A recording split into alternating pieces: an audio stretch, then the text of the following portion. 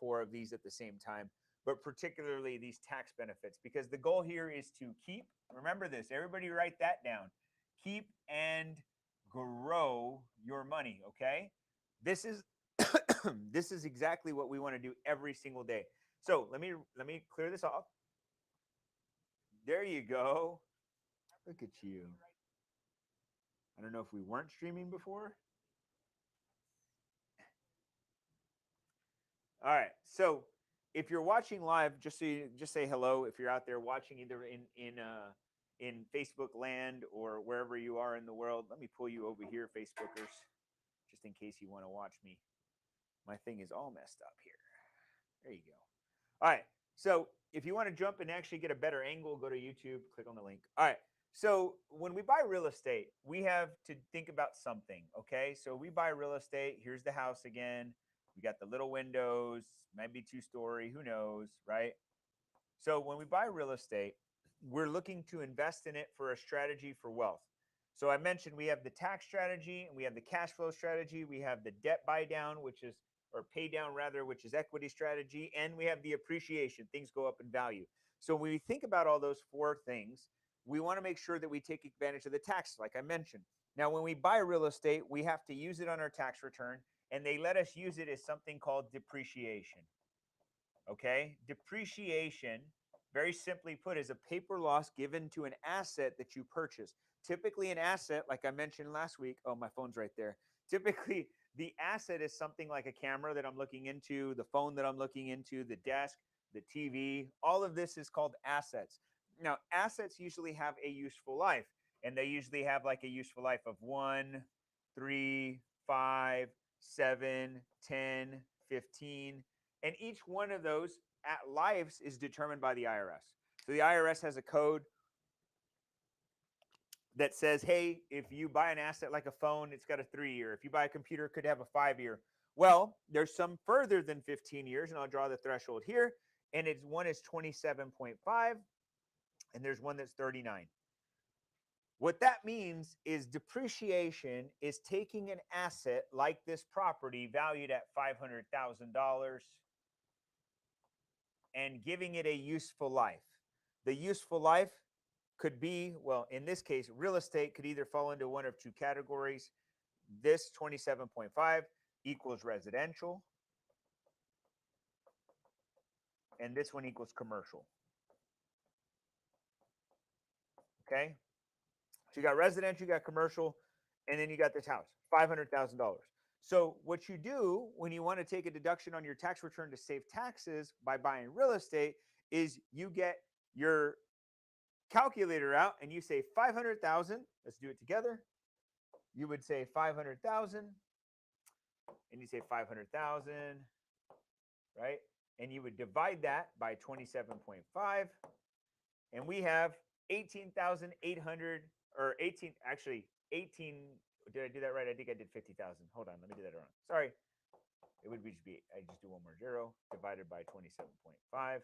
It'd still be 18,000. 18,188.81. So 18,000 right here. 18,881, I think, or whatever that number was. We're just going to use 18,881. This is the number that I get as a deduction every year. Oh, cool. Did you bring me that? Let me see it.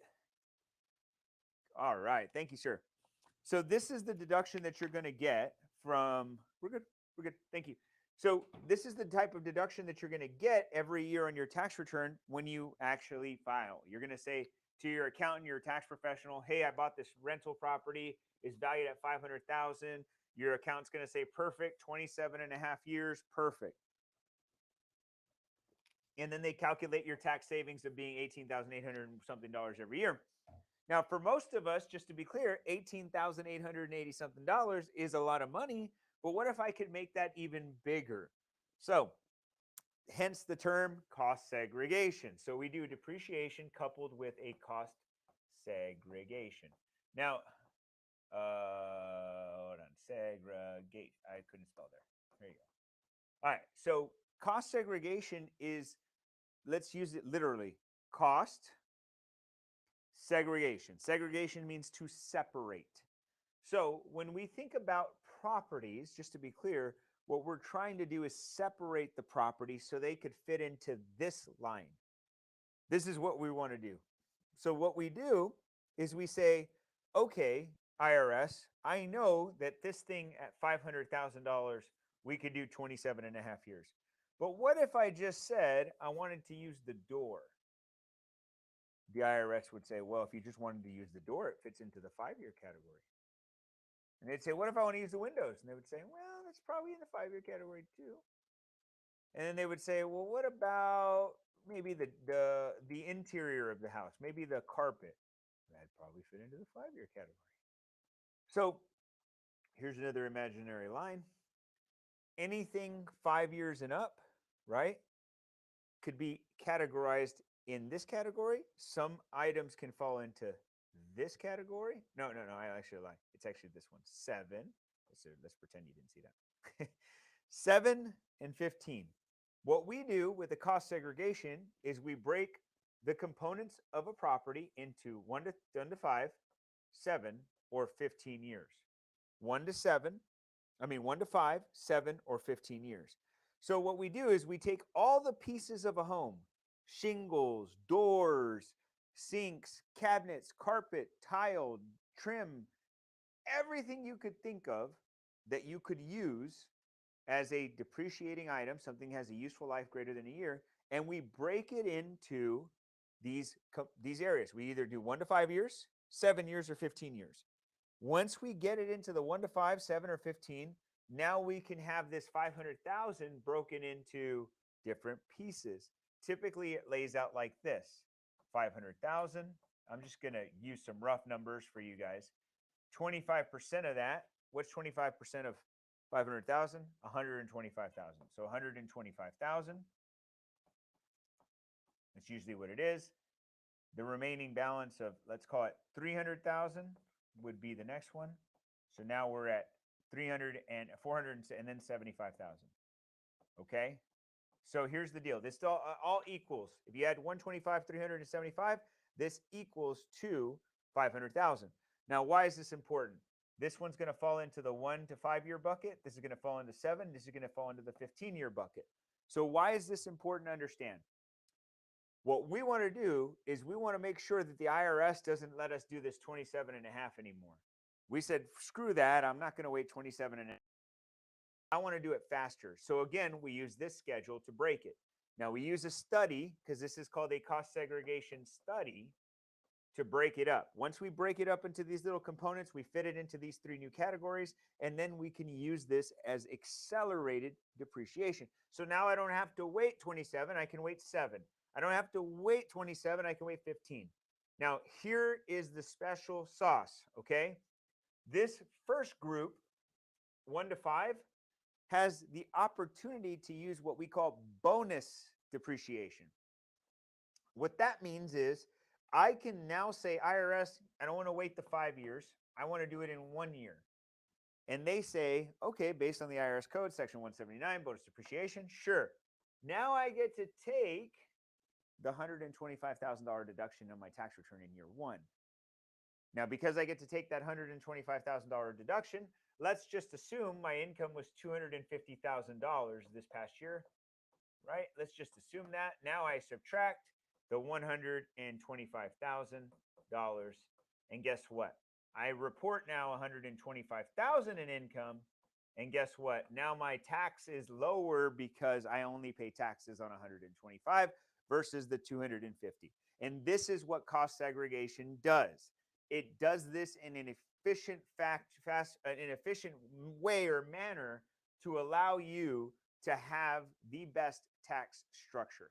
I love cost segregation studies. It's the one thing that we use a lot for all of our clients. Anytime we talk about real estate, we talk about cost segregation, because cost segregation studies allow us to maximize tax efficiency.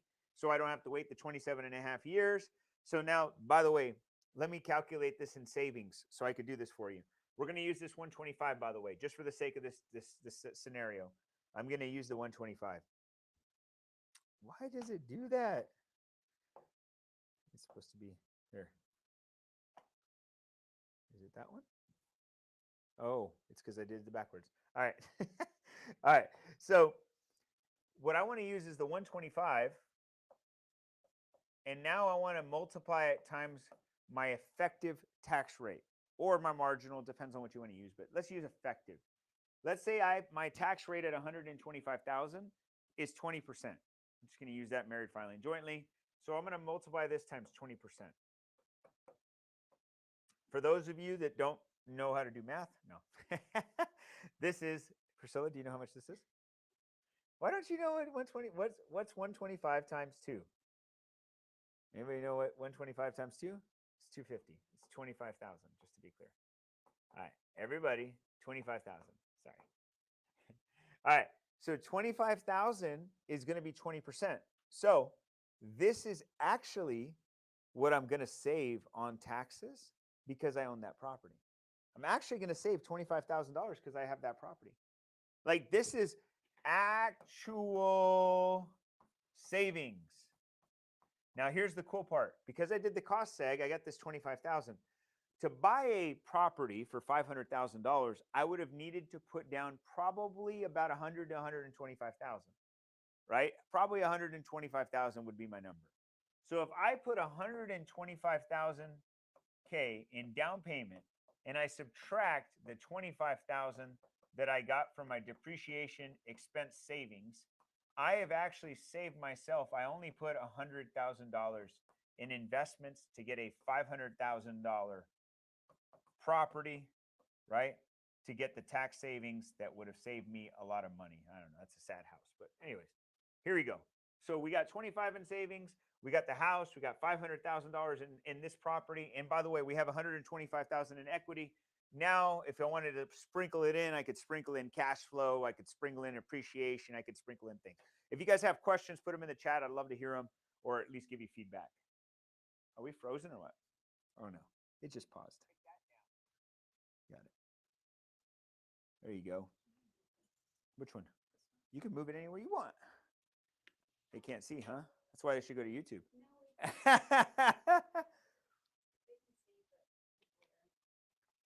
Awesome. I'm seeing some questions or some chats. If you're here live, thank you so much. I'm just breaking down depreciation as it is a strategy for cost segregation. Many, many times over have I done this, right? I do this all the time. By the way, I wanted to show you guys something.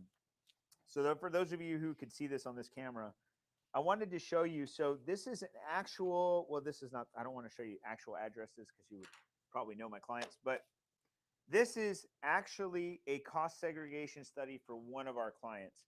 So this actually outlines the years of savings for each 5, 7, and 15-year structures. And then what happens in a cost segregation study, let me see if I can cover the top.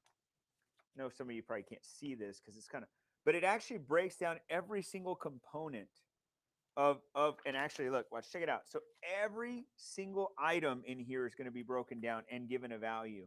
Doorknobs, door frames, tile, all of it is broken down in a list of items that you can use in order to maximize tax savings. Okay, just make sure we're on the right camera. All right, so in addition to that, you want to have somebody do this professionally.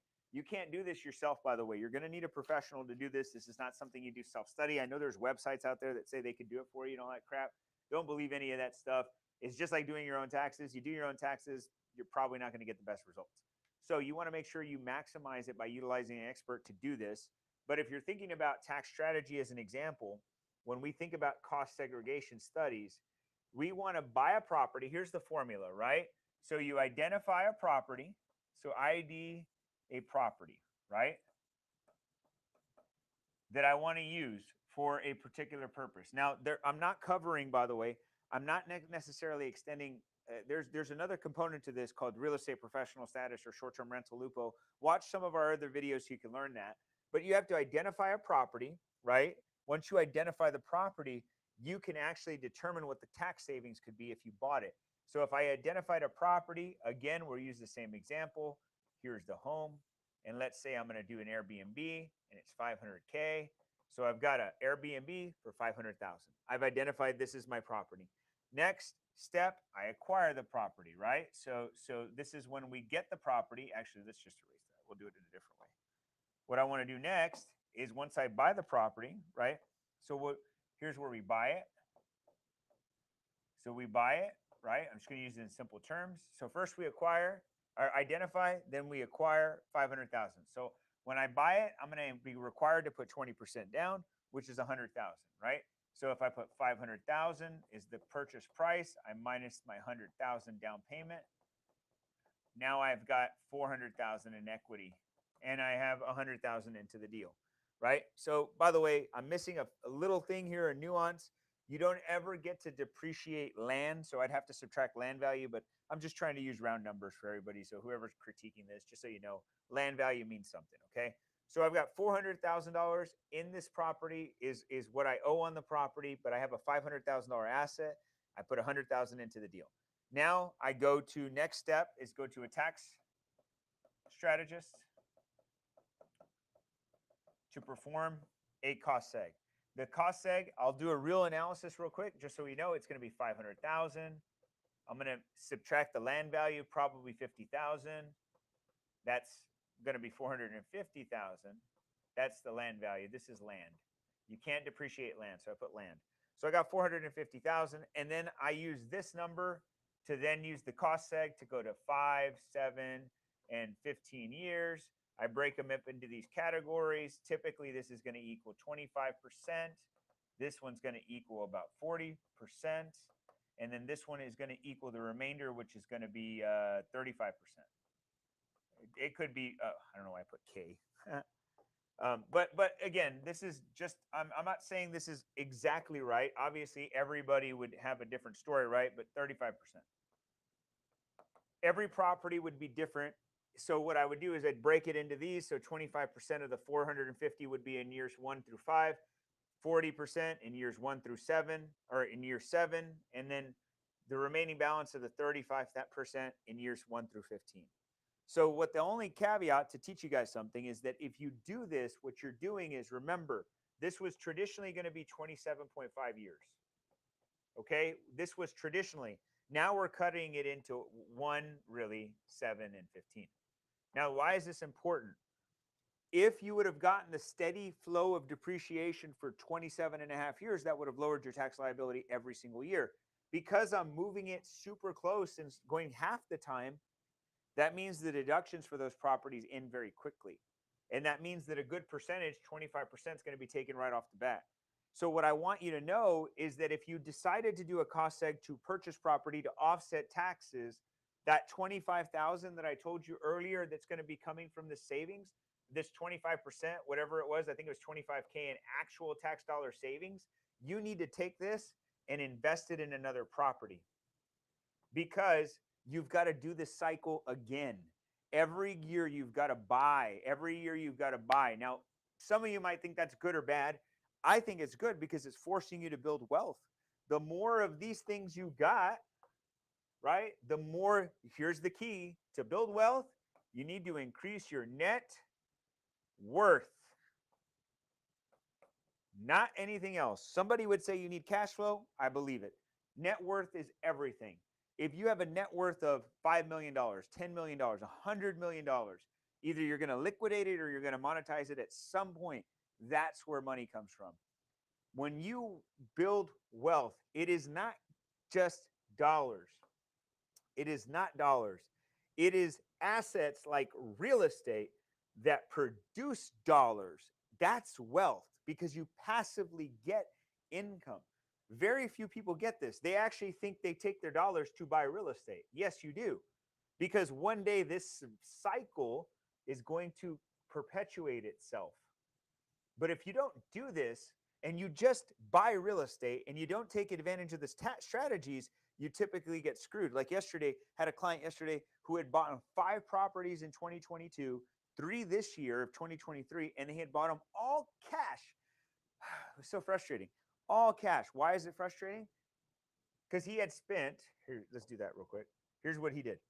He bought 5 houses, so 5 times, and he put a house, right? He had 5 of those, okay? This equaled in cash, $1.2 million. Okay? So he's got $1.2 million in assets. Hell yeah, his net worth is amazing, because net worth, let me do that real quick. Net worth Here's how you calculate it. Your assets minus your liabilities. For those of you that don't know what that means, if I have a house that I own as a rental property and I owe, or let's say it's worth 500,000 and I owe 400,000, right? So I subtract, and guess what? I have 100,000. My net worth in this scenario is $100,000. That's not a high net worth, by the way. So $100,000. So he's got a really good net worth because he owes nothing on these properties. Nothing. So he's got a $1.2 million net worth because this is what it is. Plus other assets, he's probably worth $5 million. But let's use this as an example. So he's got five properties, 1.2 million. I was like, why would you do that? He goes, because I'm supposed to pay it off. He says, I'm Mexican. That's what I do. It's like, shit. Okay, here's what he could have done, but now he doesn't have the strategy because he's going to have to borrow against it.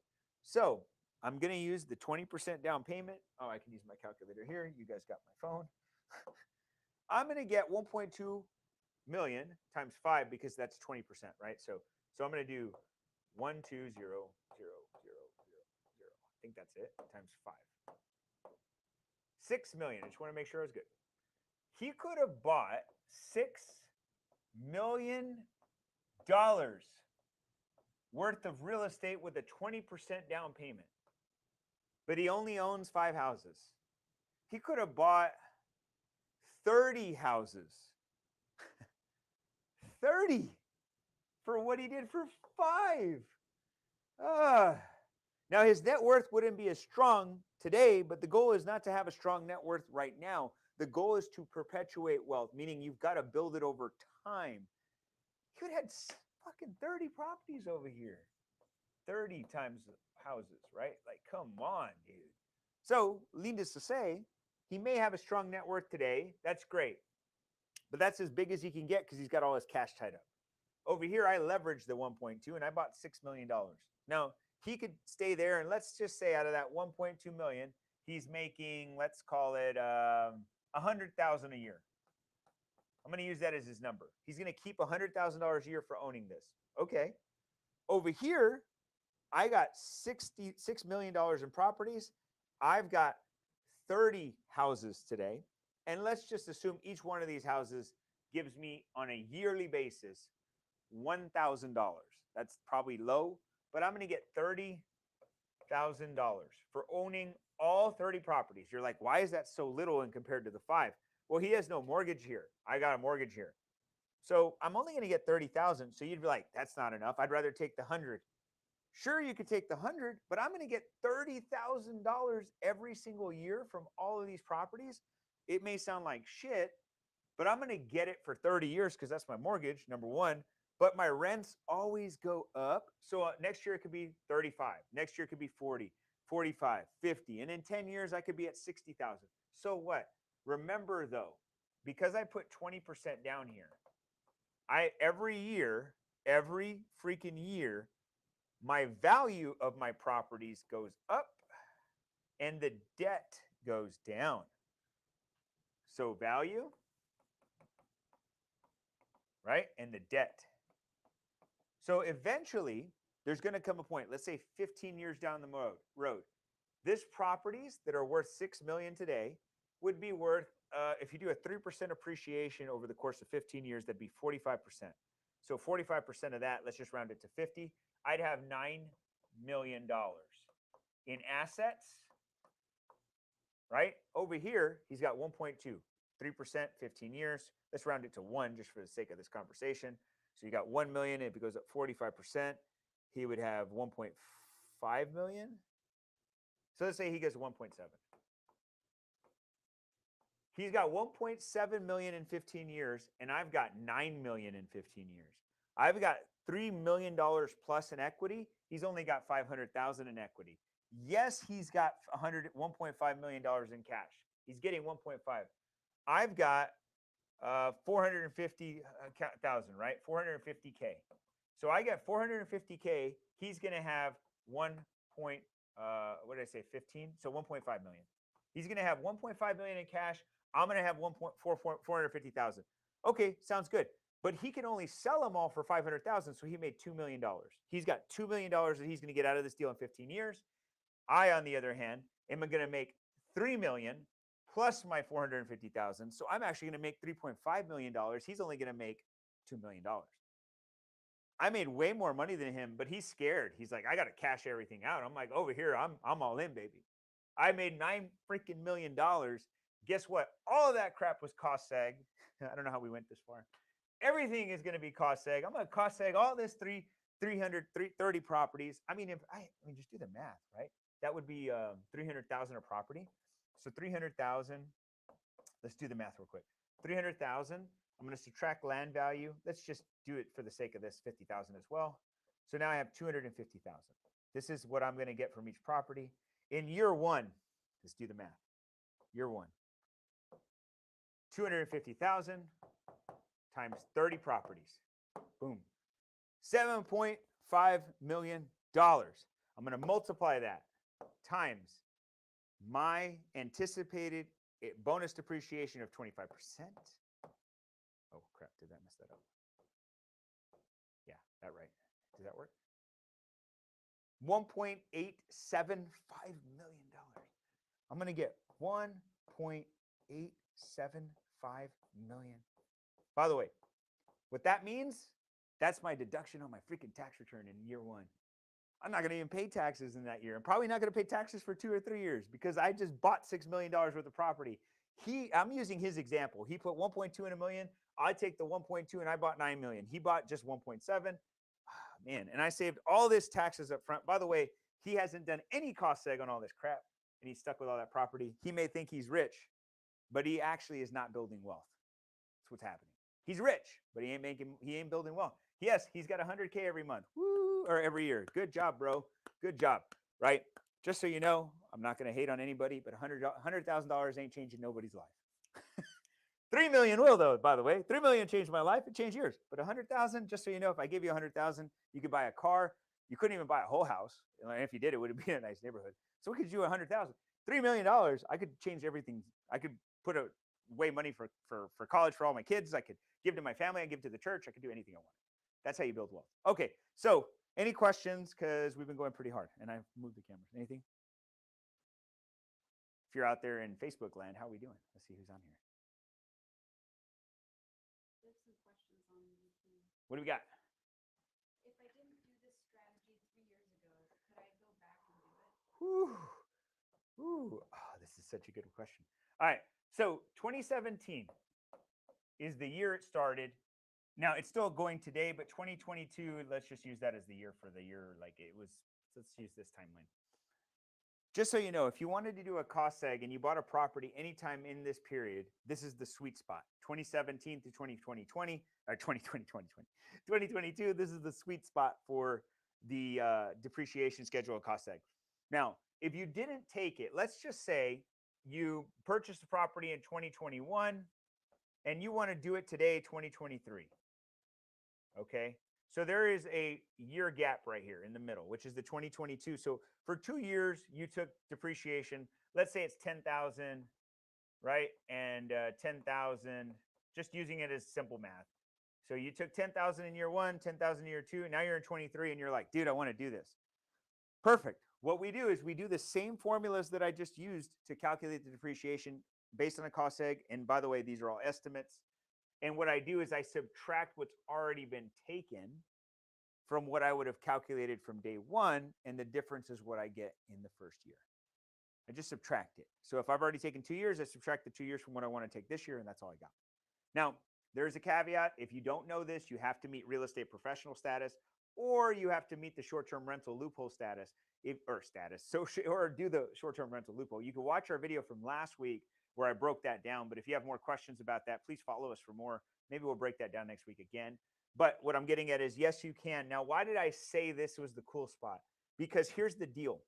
If you bought the property anytime along this journey and you want to take the cost seg today, so here's 2023 over here, just for the sake of this. Today, you could only take on bonus depreciation, you could only take 80% of it. So 80% in this year. Anything in this time was 100%. So for an example, remember we used the 500,000. I'm going to use this one more time so everybody gets it. Minus 50,000 for the land. We've got 250,000. Okay. That's what we're going to use to cost seg. We use the 250 times 25%. I don't know why I'm doing this all wrong. You know the math, right? It's 125,000. Now that 125,000, I can only use 80% of it if it's 2023. If it was any of these years between here and all the way through, I could use 100% of that. But if I couldn't, then I'd have to use 80%. 80%, do you know that number? It's 84,000. I don't even know. I'm guessing at that. but it would be 80% then. So what I'm getting at is, maybe 90,000. Anyways, I just made that up, so don't fact check me, bro. You know. But anyways, you'd only get to use 80% in 2023. However, if you bought the property in these years, you qualify for the 100, even if you're going to take it in 2023. But if you buy the property in 2023, you only get 80%. So just so you know, if you're in this gap, you actually win. Congratulations. All right. Any other questions?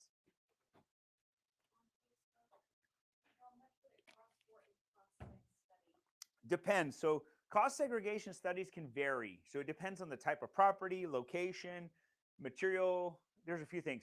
I can tell you it's going to range between about 2,000 for a professional to do it up to about 10,000 if it's a larger property. But again, that is kind of the point, right? If I can take a $25,000 deduction, would I pay $2,000 to do it? Just got to do it. No brainer. Good question. Any other questions? Man, this has been fun for me. I don't know about you guys. You want to come back to the main camera? Awesome. Okay. So this has been fun for me, by the way. I'm just trying to give you some insights to how to build wealth. Hey, I just broke down how somebody who could invest $1.2 million and buy 5 houses cash versus me taking the $1.2 million and buying 30 houses for $6 million because I could put a down payment and leveraging. How even though he may be beating me $100,000 and I make like $40,000 every year or 30, he could beat me in the cash flow game right away, but I am going to win in the wealth game because I can turn my 6 million to 9 million over the course of 15 years. He could only turn it into 1.5 to 2 million. I win every day. Wealth always wins. Riches, you can leave the word there, right? We got to play the game at a high level. So if you like this content, you want to know more, please click subscribe to the channel because I'd love to get you subscribed and help you. If you would like to work deeper with us and you feel like maybe I could help you, you can also go to our website, taxplanexperts.com, and schedule a discovery call. And if you need more information on maybe cost segregation studies, we do these in our office, and we do have some partners around the country in case we're not local. We can also do that as well. There's a lot of opportunities to work together. I don't see any other questions here. Do you, Priscilla? So, oh, there's one right here. Oh, okay. That was the same one. All right. So with that being said, this has been Building Wealth Live with David. It's been a fun ride every week at the same bat time, same bat channel. We're going to go about 30 minutes to an hour, breaking down wealth strategies that can help you save your money or keep your money and grow it so you can build wealth for you and your family, because I believe generational wealth is what we should shoot for. If there's ever a question that you wanted answered live on this podcast, or on this broadcast rather, I'd be more than happy to do it. Shoot them over in advance or come on to the live event and ask them. And if you're watching the recording, please don't hesitate to put comments or questions in the chat. I will get back to you with the answers to those questions specific to what you've got.